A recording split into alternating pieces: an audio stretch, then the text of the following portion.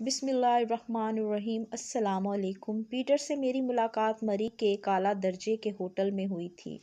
وہ سیاحوں کے ایک گروپ کے ہمراہ شمالی علاقہ جات کی سیر کرنے پر پاکستان آیا ہوا تھا۔ سیاحوں کا یہ گروپ زندگی کو ہنسی خوشی گزارنے والے افراد پر مشتمل تھا۔ مغربی ممالک میں لوگ سال کا ایک مہینہ سیر و تفریح کے لیے مختص کر دیتے ہیں اور آپ نے اپنے پروگرام کے مطابق اس مخصوص مہینے میں دنیا دیکھنے اٹھ کھڑے ہوتے ہیں۔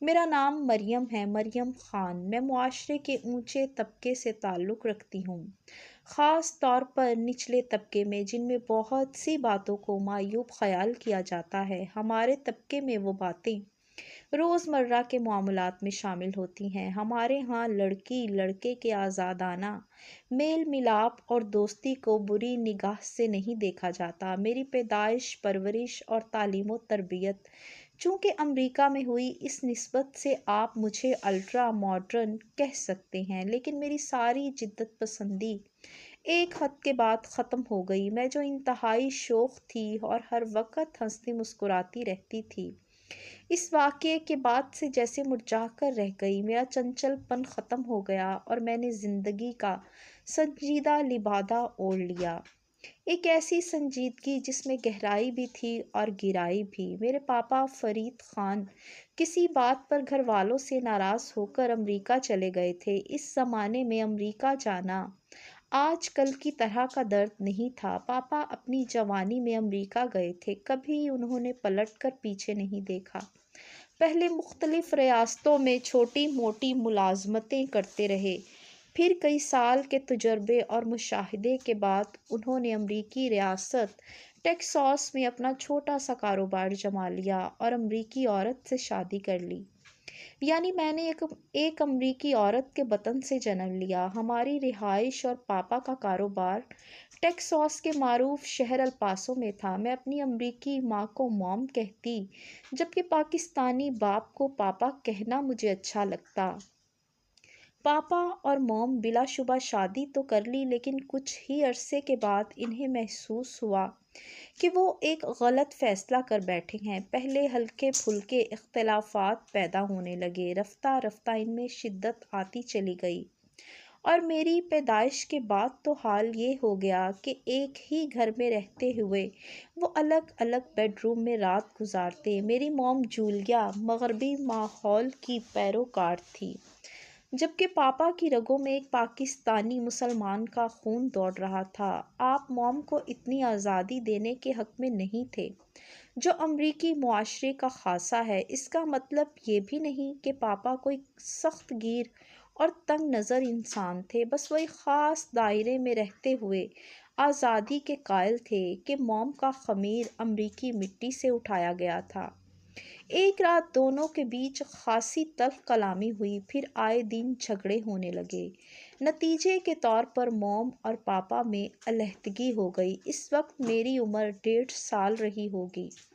بعد ازاں پاپا کی زبانی مجھے معلوم ہوا کہ موم نے ایک امریکی صنعت کار سے شادی کر لی اور وہ دونوں وہیں مقیم ہیں۔ موم نے مجھے پاپا کے پاس ہی چھوڑ دیا۔ پاپا نے میری پرورش کی اور تعلیم و تربیت میں کوئی کسر اٹھا نہیں رکھی تھی۔ پاپا نے دوبارہ شادی نہیں کی تھی اور پوری توجہ مجھ پر اور اپنے کاروبار پر دے رہے تھے۔ پاپا کا کاروبار حقیقی معنوں میں دن دگنی رات چوگنی ترقی کر رہا تھا۔ میں نے جب عنوانی شباب میں قدم رکھا تو پاپا کو میری شادی کی فکر ستانے لگی۔ وہ امریکی کلچر کی تباہ کاریوں سے خوب آگاہ تھے اور ان کی خواہش تھی میری شادی کسی پاکستانی لڑکے سے ہو۔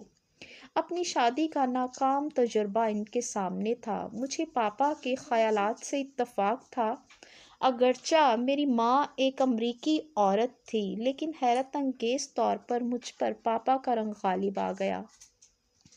شاید اس کی وجہ یہ رہی کہ مجھے تو ماں کی گود کی نرمی ہی نصیب نہیں ہوئی۔ جب تربیت میں پاپا نے دن رات ایک کر دیے، امریکی معاشرے کی چکا چوند مجھے اپنی جانب نہ کر سکی۔ اس کے کھوکھلے پن سے اچھی طرح واقف تھی، اس لیے پاپا نے پاکستان سے ایک لڑکے کو خاص طور پر امریکہ بلوایا، نجیب الرحمن میرے ایک دور کے چچا کا بیٹا تھا۔ میری شادی نجیب الرحمن سے کر دی گئی۔ نجیب الرحمن ایک اچھی شکل کا نوجوان تھا، دراز چوڑا سینہ اور مضبوط ہاتھ پاؤں۔ وہ پاکستان میں باڈی بلڈنگ کے مقابلے بھی جیت چکا تھا۔ میں اپنی قسمت پر نازاں تھیں کہ میرے حصے میں ایک خوبرو اور پرکشش مرد آیا، مگر میری یہ خوشی عارضی ثابت ہوئی۔ میری زندگی میں آنے والی بہار کو کسی خزاں کی نظر لگ گئی۔ اوپر سے جتنا خوبصورت تھا، اندر سے اتنا ہی بدصورت۔ آتے ہی اس نے ایک فٹنس کلب جوائن کر لیا۔ دیکھتے ہی دیکھتے وہ اپنی وجاہت کے سبب پورے علاقے میں مشہور ہو گیا۔ اس کو اشتہاری کمپنیوں کی جانب سے بطور ماڈل کام کرنے کی پیشکش ہونے لگی۔ اس کے ساتھ ہی امریکی لڑکیاں شہد کی مانند اس سے چمٹ گئیں۔ ہر وقت ایک سے ایک خوبصورت تتلی اس کے آگے پیچھے نظر آنے لگی۔ امریکی لڑکیوں کے لیے یہ ایک معمول کی بات تھی، لیکن میرے دل کو اس وقت شدید دھچکا پہنچا جب میں نے نجیب کو ان لڑکیوں میں گہری دلچسپی لیتے ہوئے دیکھا۔ کہتے ہیں کہ شیر کے منہ کو ایک مرتبہ خون لگ جائے تو پھر اسے روکنا مشکل ہو جاتا ہے۔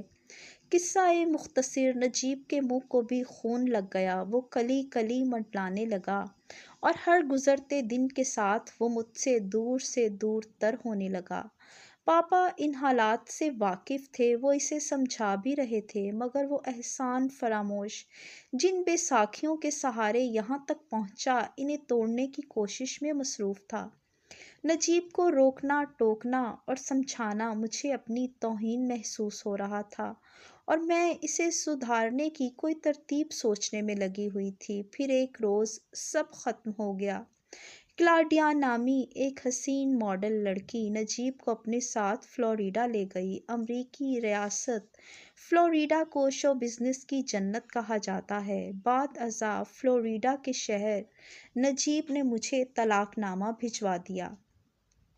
واضح رہے ہماری شادی اسلامی طریقے سے ہوئی۔ اس پہلو سے فائدہ اٹھاتے ہوئے مجھے بآسانی طلاق دے دی گئی، یعنی مجھے اپنی زندگی سے اس طرح نکال باہر کیا جیسے دودھ میں سے مکھی نکالی جاتی ہے۔ میری جگہ کوئی امریکن لڑکی ہوتی تو سب کچھ بھول بھال کر زندگی کے ہنگاموں میں کھو جاتی، مگر میری رگوں میں فرید خان کا خون گردش کر رہا تھا۔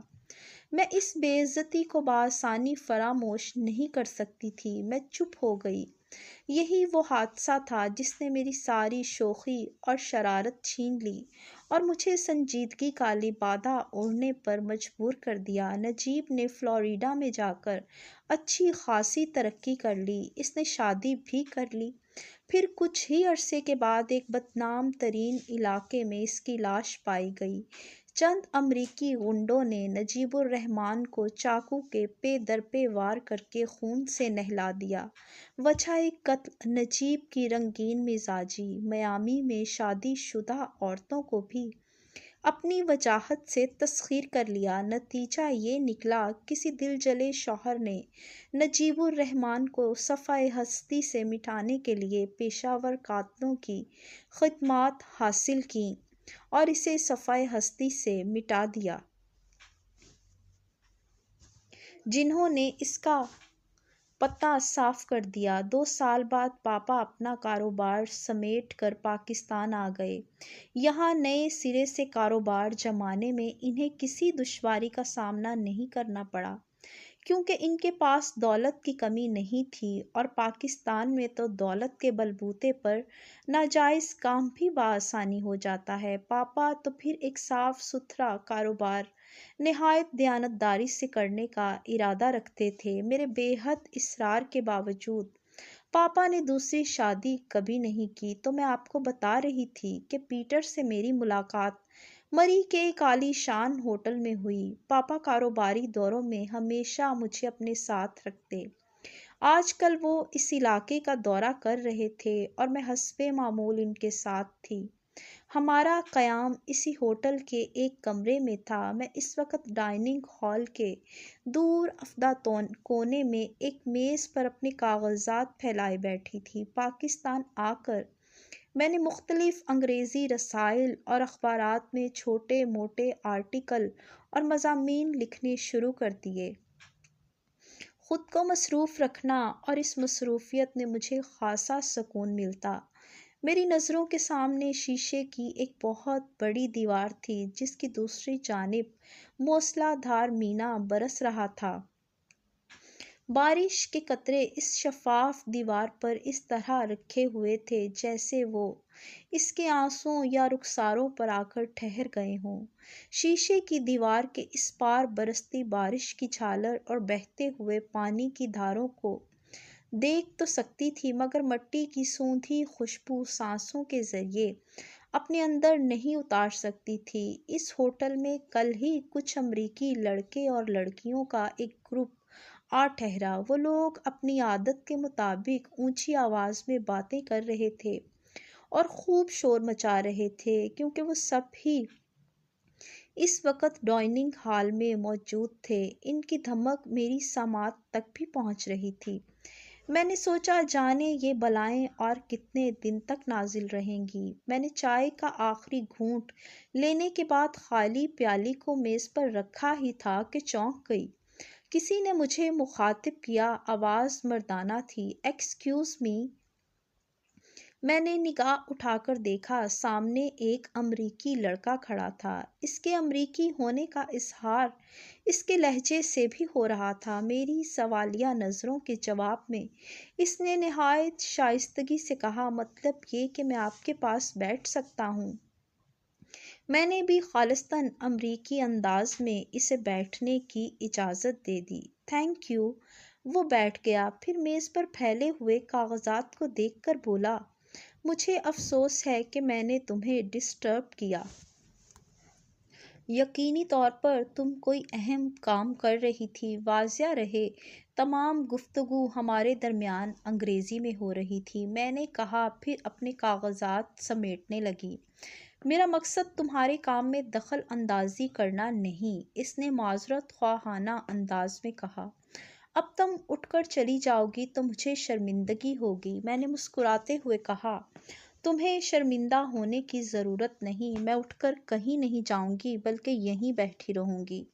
وہ ممانعت سے بولا، دراصل میں اپنے دوستوں میں کچھ بوریت محسوس کر رہا تھا، سوچا تمہارے پاس آ کر گپ شپ لگاتا ہوں۔ ایک لمحے کے لیے اس میں اضافہ کیا، تم مجھے غلط نہ سمجھنا، میں جانتا ہوں اس ملک میں لڑکے لڑکیاں زیادہ بے تکلف نہیں ہوتے مگر تم مجھے خاصی مختلف نظر آئیں۔